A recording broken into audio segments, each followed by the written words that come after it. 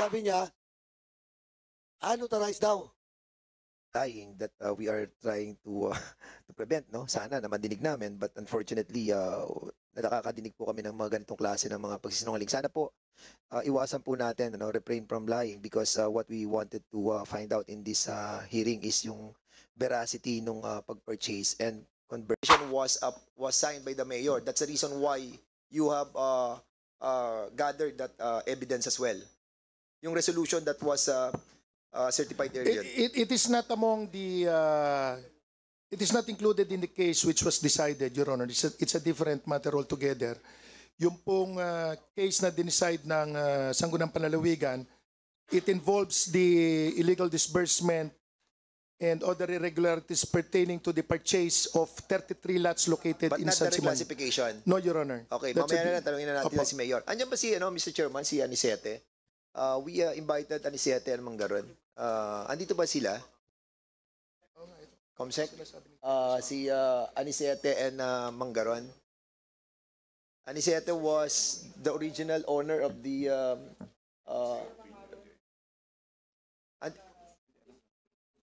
Manggaron, nandito po.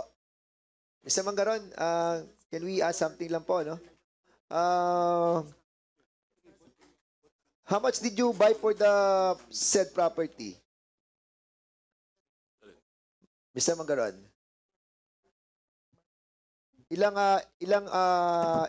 Gaano po siya kalaki at magkano po ang pagkakabili po ninyo?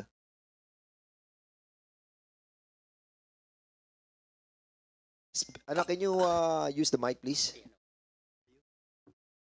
Your Honor, nasa 5 million po. Magkano po? 5 million po. Ang pagkakabili niyo po? Apo. Pagkakabili niyo 5 million. Apo. For how big is the property? Ano po? How big is the property? 14,800 po. 1.4 hectares. So Apo. pumapatak sa 5 million, magkano po per square meter?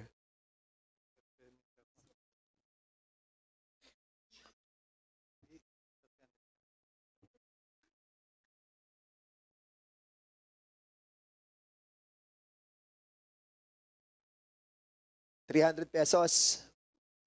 300 pesos? Nasa 350 po, Your Honor. 350 More or less. pesos. Apo. And you were able to loan it sa land bank. For how much?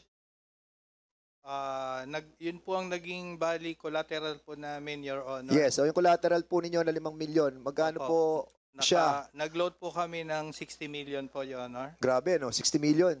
Nakapag-loan kayo because of the Yung 5 million investment dahil po doon sa pagkakabili nyo po doon. And because of the conversion of the LGU of San Simon, you were able to get a 60 million loan. Di ba? Tama, Mr. Manggaron? Your Honor, kasama po kasi sa nilon Yes, saka namin. yung building yun na po, pagagawa nyo sa pyrolysis, correct? yung plant and machines po. Correct. Apo. Pero it doesn't matter, no? Kasi unang-una, pumapatak po na sa pagkakabili nyo po ng 5 milyon na property, na ilo nyo ito sa land bank ng 60 million. Tama po ba yun? Were you able to Apo. get from the Department of Agrarian Reform a notice of acquisition, which in relation to memorandum circular or administrative order number 1, series of 1990, were you able to get the notice of acquisition in relation to conversion, prior to conversion? Nakakuha po ba kayo ng notice of acquisition, which is compulsory acquisition process? Ito po yung tinatawag po natin na voluntary offer to sell. Kailangan po yan sa Department of Agrarian Reform. Were you able to get a notice of acquisition? Yes or no? After na po, nakakuha kami nun. Nakakuha kayo ng Apo. notice of acquisition? Apo. Can you give me the notice of acquisition? Coming from DAR? Certification po from DAR po. Ano nakalagay dyan? This is to certify that per actual ocular inspection conducted by SARPO, Marisa R. Nagun and Yes. ARPT Anita L. Alcantara, the land holding owned by Emilio S. Moran Jr., covered by TCT number 042 2000-4809, containing an area of 1.4 hectares, more or less, located at San Miguel, San Simon, Pampanga, is untenanted. Issued this 15th day of September 2021 upon request of Mr. Hindi po yan Mangar. notice of acquisition, Mr. Mangaron. Give me a copy of that. Yes, tenancy yan eh. Hindi naman niya acquisition. Wala eh. Ito lang po ang nirequire sa amin po. Oh, so kung wala kayong... Mr. Chairman, sige. Sino nag-require sa inyo? Na yan lang. Hindi po. Ibig sabihin, ito po yung binigay sa amin ng DAR. Hindi, ano nga ang request mo sa DAR? Ba't yan ang binigay nila? Request po namin ito kasama do sa mga prerequisite documents na in-undertake po namin for the release of conversion or reclassification of the land. Hindi, Mr. Mangaron, supposedly, ang ibigay sa iyo is a certificate of acquisition or certificate of conversion. That is the primary principal requirement with regards to reclassification ng lupa po. Pati Alam niyo po ba yung tatlong exemption pagkuha po natin ng conversion? Actually po, Your Honor, we are not actually familiar of what are all those Because you have- requirements when Okay, we sige, are sige. You have put your securing this. you have put your what's that? The Greenland recovery plant in the middle of agricultural classification. And you asked for the conversion of that 1.4 hectares without the conversion order coming from the Department of Agrarian Reform. You started the construction of that plant in the middle of an agricultural classified area. And that is in violation of the DAR Administrative Order number 1. And in that case, Mr. Chairman, yung pagtatayo po natin ng pyrolysis plant in the middle of the agricultural area is prohibited. And yun nga po, Mr. Chairman, ang gusto po nating malaman dito, siguro before I ask the land bank doon sa propriety ng kanilang pag-secure ng loan, Mr. Chairman, si Mr. Birthday Chairman. Boy is asking to be recognized. Po ninyo deed of donation, and it's subscribed and sworn to by a certain attorney Marilyn Lee. Yung pong sinasabi yung dokumento, it is a scratch of paper kasi hindi notarized. Pursuant to the eyes of the law, scratch paper lang yan eh. Pero ito, yung official records ng Register of Deeds of the province of Pampanga, official ito. And it is duly notarized. So alin ang paniniwalaan namin? Matanong ko nga po kayo.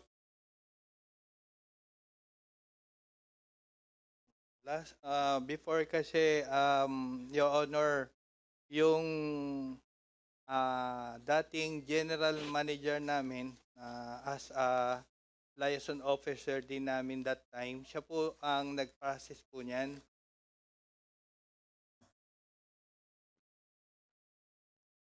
Mr. Mangaron, okay. Birthday Boy, Yes. okay ka na? Mr. Chair, baka uminit ang ulo po ng ating pong birthday boy, so I stop him to ask questions anymore. So, Mr. Mangaron, we asked for the SEC registration of the Greenland Oil Recovery Center. Who are the incorporators of this company? Can you kindly give us the... with the indulgence of Chairman Dan, isa-isahan po natin. We have, before we leave the issue about the deed of sale or the deed of donation, establish muna natin yon. Now, on record, ito, last question ko sa iyo, Mr. Mangaron, Opo. Yes, Your Honor. deed of sale at 5 billion. Deed of sale po. But you cannot produce a certified true copy of it. Hindi, yes or no lang. Kasi Yun lang. wala.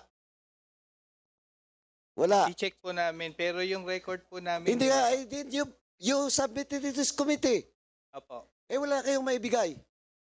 Tapos, yung babae sa katabi mo kanina, sabi niya, unauthorized daw. Oh, what kind of document is that? Do you think this committee will believe in you rather than believing with the RDO? Mr. Mangaron, I will just give you this last, Mr. Mangaron, I will just give you this last warning. Your Or else Honor, ako personally, I will ask the members of this committee to cite you in contempt. Dahil sinungaling ka. Your Honor, Dali. Do not speak unless you're recognized by the chairman. Napakalinyad na nga namin dito eh. Pinagbibigyan na nga kita eh. Pero wag mo kaming pilitin. Wag mo akong pilitin. I-recommend you to be cited in contempt. Eh, you're claiming to have a deed of sale. Tapos, wala kayong dokumento. Parang sinungaling pang RDO. Eh, marami pa akong itatanong mamaya dun sa lupa na yon. Kasi ang DAR nandito rin. Ang DNR nandito rin. O, DAR and DNR, please prepare unless magtatanong yung mga members namin dito. Last warning ko to sa iyo, Mr. Mangaron, ha? yes, Your Honor. Thank you. Please proceed. Mr. Chair, as much as we wanted to subscribe to the manifestation of our colleague, the former President Gloria Macapagal Arroyo, to really give respect to our private resource persons, but with this kind of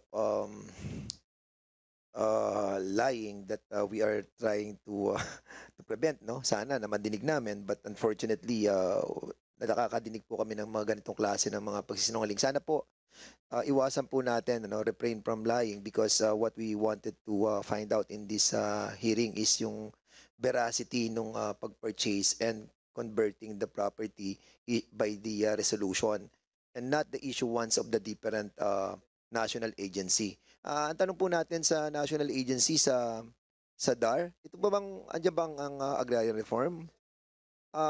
Ano po ba yung property na in question? Is that under CLOA or ano? Actually, Mr. Chair, the property in question was previously under CLOA. So under CLOA, so 10 years siya bago mo siya pwedeng i-dispose, right? Mr. Chair, the CLOA was issued in the year 2000, and it was transferred in 2000 and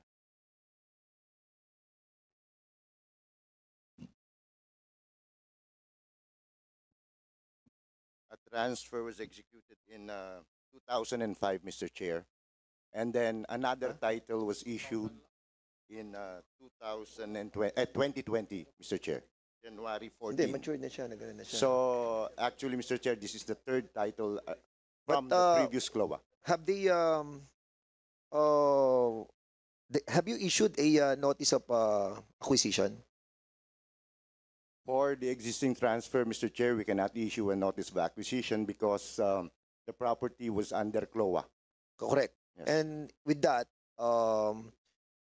kumbaga, kung titingnan mo yung legal parlance, yung mga legal words, it's a void ab initio. Correct? Yes, Mr. Chair. It should have From been the under start. AO8. Mali na po yung ginawa nila. And Yes, even Mr. the Chair. construction. So, okay. Can we ask the land bank, please? Andiyan ba land bank? Because we have invited also the land bank. Land Bank, please identify yourself. Please proceed. Land Good- bank, good sino yung morning. inyong lending officer? Sino yung inyong tinatawag na lending unit? Sinong head nito? Actually, Sir Mr. Land Bank, sorry, Chairman Fernandez. Please identify yourself, please, before answering the query of Chairman Fernandez. Yes. Ako po si Maria Marita S. San Diego. Currently the head of the Bulacan Lending Center. So, dito po naka-book ang account ni Mr. Mangaron for the loan of 60 million. Okay. So, you have released a 60 million package for the Greenland Recovery Center. Is that correct? Yes. Yes, sir. And according to the reports that had been submitted to us, upon the payment of that property on June 16, if I'm not wrong, 2020, after 3 days, the loan package was approved by Land Bank. Is this correct?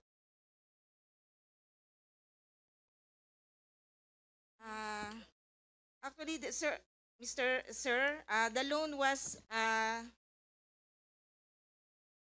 Kailan na-apply ang loan?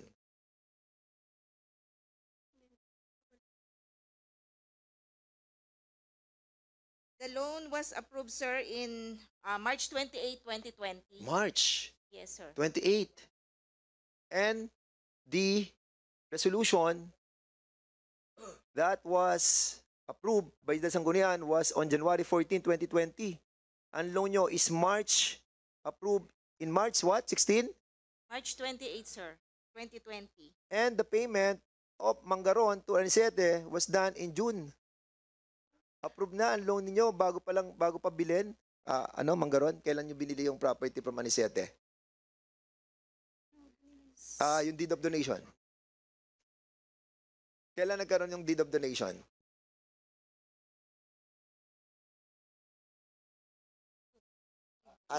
ROD, please, ROD, please answer the query of General Fernandez. When was the deed of donation? Yung alin yung ano? Andito according sa, mabilisin ko na lang at tinutulungan na tayo ni Congressman Acop. May 4, yung deed of donation. 2020. Tapos, March yung approval nyo ng loan na 60 million. Bakit kayo nagkaroon ng approval na 60 million na loan samantalang hindi pa siya ang may-ari, si Mangaron? What we're trying to establish is, Mr. Chairman, yung nakikita nating collusion in here, And according sa inyong loan inquiry, counseling and processing, ito pinaprint ko to, napakahaba nito, kaninang umaga. Nakita natin dito yung process on how to get a loan from this government, yung sa ating land bank, to a private citizen or to a business entity. And here, napakahaba ng process nyo. Did you conduct a credit information and background investigation? Land Yes, sir. Bank. Did you conduct a credit information and background information investigation? Yes, sir. Actually, the loan was approved on March 28, 2020. However, we just released the loan. No. How can you approve a loan kung sila Mangaron during that time hindi pa sila may-ari? So, bakit nyo a-approve ng loan samantalang hindi pa may-ari ang Mangaron? Yeah, may I, sir, if I Sige, may? go ahead. Actually, it was part of the terms and conditions that we required the transfer of the title before we release the loan, so that before the release of the loan, the transfer of title is already effected. Okay. So we may also include in the terms and condition, and All for right. its approval. Okay. Considering that you're trying to tell us is truth and factual, no? Okay. A while ago, you were saying that you have conducted a background investigation. Did you know that this subject property have not been issued a conversion order by the Department of Agrarian Reform as part of your background investigation? Yes, sir. So alam niyo na wala pang conversion order. And you release 60 million. Sir, yung release of we required the transfer or the reclassification of the Hindi, ang property. tinatanong ko lang, sagutin mo, kung yung conversion order that was issued by the department, that will be issued by the Department of Agrarian Reform, alam ninyo na wala pang ini-issue na conversion order, ang DAR. Yes, sir, but we required the borrower to undertake the conversion of the property to industrial. Hindi, alam mo, ma'am, maglalabas ka ng 60 million. Di ba? Tapos, hindi ka magre-require ng conversion order from our Department of Agrarian Reform. Pera po ito ng taong bayan na ilalabas po ninyo. 'Di ba? Nang ganun-ganun lamang. Hindi ba kayo nagkakaroon ng maraming days of trying to have a credit information on this matter? Kasi dito mismo sa inyong website, nakalagay dito meron kayong proseso 20 days nga nakalagay dito para sa investigation Were you not able to find out that the resolution that was issued by the San Simon LGU is not right, is not in proper and order? Hindi ba kayo nagkaroon ng ganong klaseng investigation, Land Bank?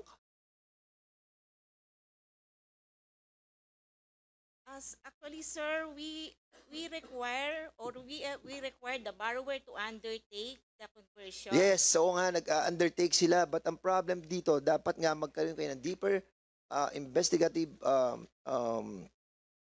information on all this matter because pera ng bayan itong pinag-uusapan natin dito na basta-basta na lamang po ninyo nire-release. Ngayon ang tanong, dumaan ba ito sa board? Nag-approve ba dito ang board? No, sir. The loan was approved only up to the credit committee level. Oh, Yung first O kung ba't kung sa credit committee lamang kayo, which will take 30 days for that purpose, hindi pa kayo umabot sa decision ng board and you release 60 million already? Is that what you're trying to say to us? Sir, dun sa approving level namin, the 60 million is only up to the credit committee level only.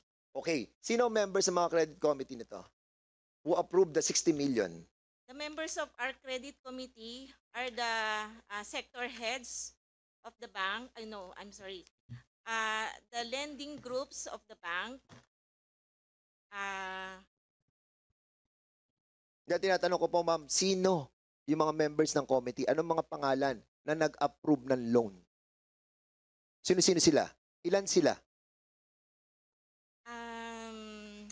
I'm not sure, but Can you kindly give to us the names of the committee members, ha? Para malaman natin kung sino nag-approve ng loan na to. Ngayon, ang tanong ko po sa inyo, since napatunayan natin dito at napapatunayan natin sa kongresong ito that there was no conversion, no? And that property can be treated as an agricultural lot. So, ang presyo ng kanyang lupa is really low. Di ba? Mababa lang siya. Ngayon ang tanong, paano ang gagawin ninyo doon sa loan recovery department ninyo? Considering that we are now establishing that the negotiation of the purchase is somehow mali sa simula pa lamang. So we invested 60 million for this purpose. How can you recover that kind of loan of 60 million pesos that was given to the Greenland? Considering that their property as a collateral, it's so much under the release of 60 million loan. Paano gagawin natin dito, ma'am? Sir, if I may, the valuation is not only based doon sa property itself or on the real estate property, But also on the building. We gave valuation to the pyrolysis equipment that they purchase and of course the building, the pyrolysis plant. But in accordance Yes, with the BPLO, the ruling ng Office of the Building Official, okay? Because that conversion is illegal, then all those building will be will be demolished. Alam mo, pag nagsimula kayo ng mali, mali na lahat yan. Because they started it wrong and the LGU started it wrong. So, yung construction ng pyrolysis plant is also wrong. How can you correct that? And even the loan that was given by Land Bank was wrong. How can you correct all this problem? Hahayaan na lang natin na gano'n? Because the DAR will never issue a conversion order. Am I right, DAR? Yes, Mr. Chair. Hindi sila mag-i-issue. So kung walang conversion order, then it will remain as agricultural land. As a matter of fact, nung pinakita kong video, nasa middle siya ng agricultural property. Di ba? And all those people who are living on that surrounding were never consulted. And even the NGO were never consulted. So how can you correct this mess that was created by all of you? Tell me. Paano mo na marirecover yung 60 million? Kapag winasak na, sinira na, dinemolish na ng OBO, ng BPLO, ng Engineering Department, ng San Simon, yung building na yon. Because you have to revert it back to agricultural property, to agricultural classification. So anong gagawin natin doon? Land bank. Wala na, yung pera natin. Lugi na tayo sa 60 million. And even the building that kasama doon sa assessment, wala na yon. And that's the reason why you were asked to have an investigative background, credit information.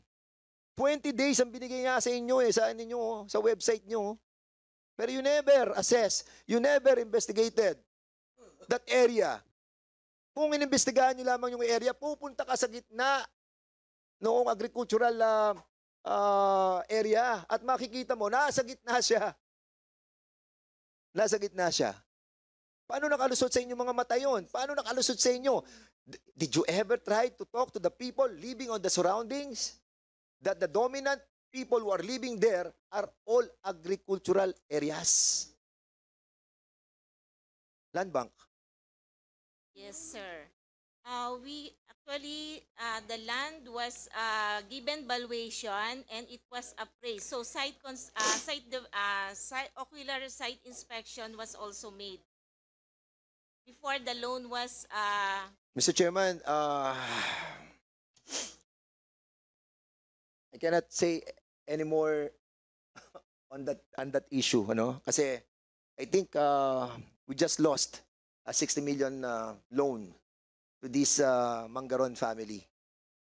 And I'm pretty sure that since hindi ko alam kung paano natin ko-correct yung problem because we cannot convert the property. And at the same time, ang DAR will never issue a conversion order and this property will not fall under the 3 exemption na binabanggit ng DAR administrative order, which is feasible ba yun? Or transferring from agriculture to non-agriculture area? Or is there any what do you call this? The interagency planning task force was created? Walang ganun eh. Kaya, Mr. Chair, I believe that malaki po yung problema natin and we have to hold these people responsible. I think there was a collusion between the land bank, between the Mangaron, Anisete, and the LGU. For the meantime, Mr. Chairman, I'll be yielding back. Mamaya na lang po ako magtatanong. Anyway, Salamat.